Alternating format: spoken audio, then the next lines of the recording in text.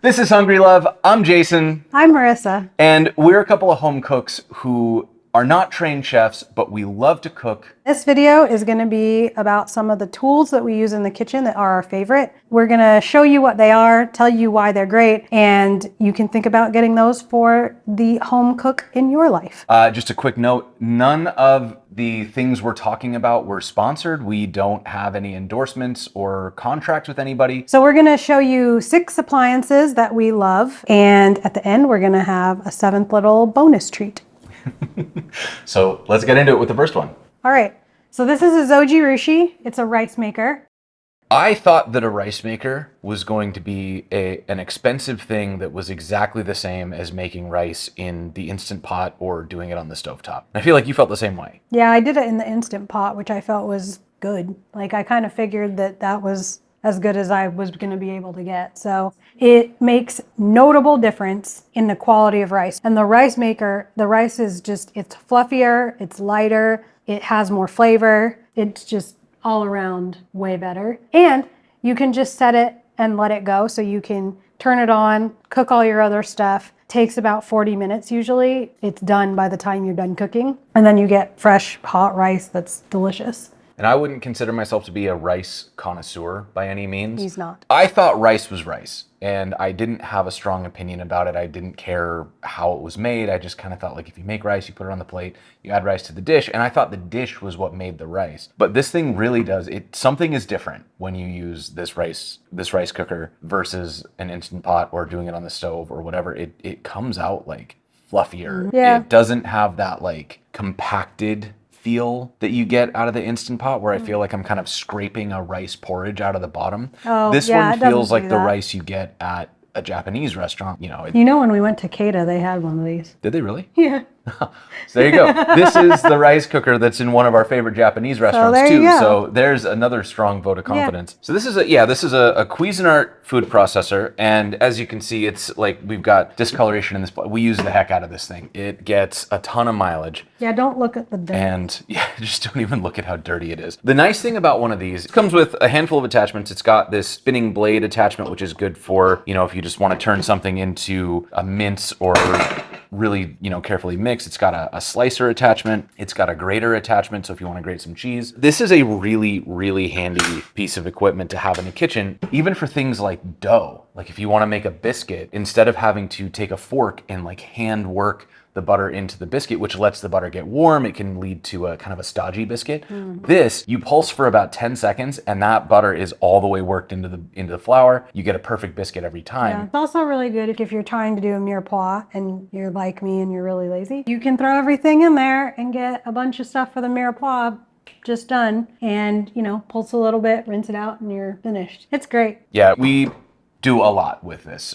Basically anything that needs to be minced or finely chopped, this is going to do the trick very, very quickly, and we love it. Ah, yes, the Vitamix. So I really didn't want to get this. I resisted for many years. Jason likes to have smoothies in the morning a lot of the time. Like, I didn't really think I needed one. I felt like it was one of those things where it's more a status symbol than an actually useful piece of equipment. It felt like, oh, if you get a Vitamix, people come to your house, they look at it and go, oh, you got a Vitamix. But Do they? yes, because it's I mean, I do. Like, there are certain pieces of equipment that when you walk into somebody's kitchen, you see it, you go, oh, this person's serious about cooking. And then we went to our friend's house and used a Vitamix in their kitchen. I think it was the same night we came home and ordered the Vitamix because it legitimately is a different machine than other blenders that I've used. It purees completely. It's when you do a smoothie in there. My experience of smoothies in other blenders was that you would kind of have just a little bit of like grain, and it kind of had a mealiness. With the Vitamix, it comes out absolutely smooth, just like you would get at a smoothie shop. It makes things so smooth. It's absolutely worth it, and it's easy to clean, which It's to me is a self-cleaning huge actually, thing. so you can turn it down to this setting here, put a little bit of soapy water in there, and let it run, and it'll go through a whole cycle where it will pulse and get the water all over the inside of the container. It's got settings for like puree, it's got settings for ice cream, for soup, as well as just manual settings of low to high speed. It's very, very simple to use. This, I think, if I were to be restarting a kitchen from scratch, this would be one of the first things that I bought again, because it's just been so useful for so many of the different things that we cook. Next, we have a potato ricer.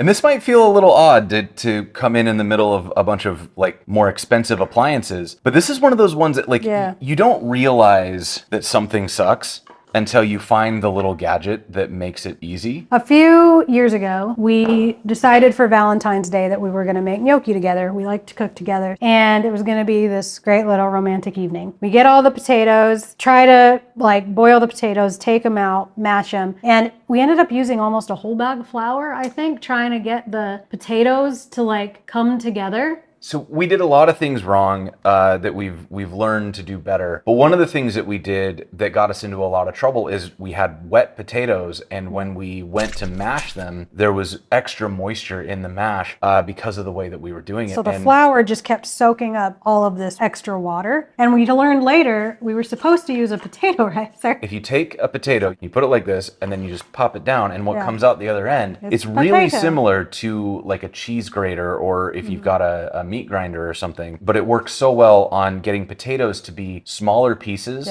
that haven't been overworked. And I mean, this is also magical. They're lighter and fluffier, so you can use them for mashed potatoes too. It's magical for mashed potatoes, because one of the biggest problems with mashed potatoes is if you don't want them to be chunky, you have to really work to break that mashed potato down. But if you overwork mashed potatoes, they can get stodgy and kind of gummy. So the ricer gets you 80% of the way to a smooth mashed potato without having to stir it at all, which is really, really good. It's also really good for soups. So, you know, in the winter when we're trying to do heartier vegetable soups, there's a lot of potato in there. And you do this with like a potato and leek soup and rice the potatoes back in after you've cooked it, and you're good to go. The immersion blender. Okay, so this one, very fun. This one, I was like, no, this is not useful. We already have a regular blender. We have a food processor. There is no way that this thing is actually going to be useful. And then, it's so good. I mean, we use it everywhere. I mean, this one. It's so easy to cook with, because like every pot roast I do, every stew I do, every soup I do. I actually think that an immersion blender is a bit of like a chef's secret weapon. So a lot of times when we go to a restaurant, what we're getting is like these just absolutely smooth, thick sauces, and you get served a steak, and that comes with like this incredible gravy that has no chunks. It's just, you know, it feels silky like smooth. Silky smooth. Yeah. We always thought that to get that, you had to do something we just didn't even know. We couldn't even really kind of get our heads around how it would work. Turns out you stick this into your pot after you take the meat out, and you just puree all the vegetables.